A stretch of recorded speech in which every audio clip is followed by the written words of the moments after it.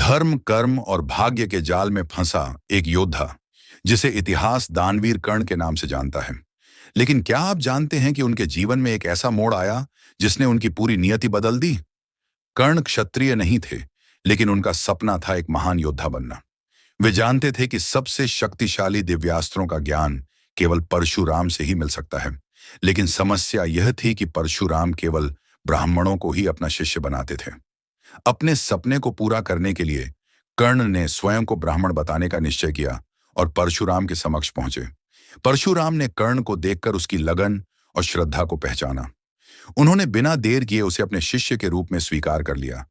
परशुराम बोले, तुम्हारी लगन अद्भुत है कर्ण, मैं तुम्हें वह ज्ञान दूंगा जिसे कोई पराजित नहीं कर सकता। कर्ण परशुराम के प्रिय शिष्यों में से एक बन गए और उन्होंने सबसे घातक दिव्यास्त्रों का ज्ञान प्राप्त किया। लेकिन नियति को कुछ और ही मंजूर था।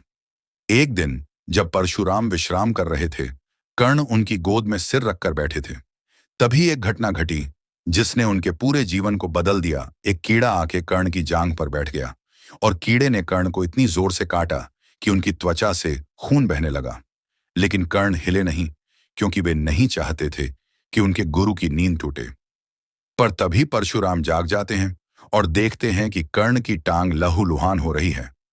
तब परशुराम गुस्से में कर्ण से बोलते हैं कि इतना कष्ट कोई ब्राह्मण तो कभी नहीं सहन कर सकता। बताओ कौन हो तुम?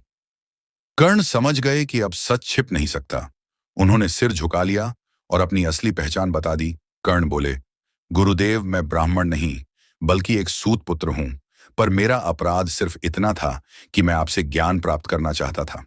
यह सुनकर परशुराम क्रोधित हो गए। उन्होंने कर्ण को एक भयानक श्राप दे दिया। परशुराम बोले, तुमने झूठ का सहारा लिया, इसलिए जब तुम्हें इस ज्ञान की सबसे अधिक आवश्यकता होगी तब तुम इसे भूल जाओगे। कर्ण स्तब्ध रह गए। इस श्राप का प्रभाव आगे चलकर महाभारत युद्ध में पड़ा। जब अर्जुन से युद्ध के समय कर्ण अपने दिव्यास्त्रों का उपयोग करना भूल गए, लेकिन उनकी दानशीलता, वीरता और संघर्ष की कहानी आज भी हमें प्रेरणा देती है।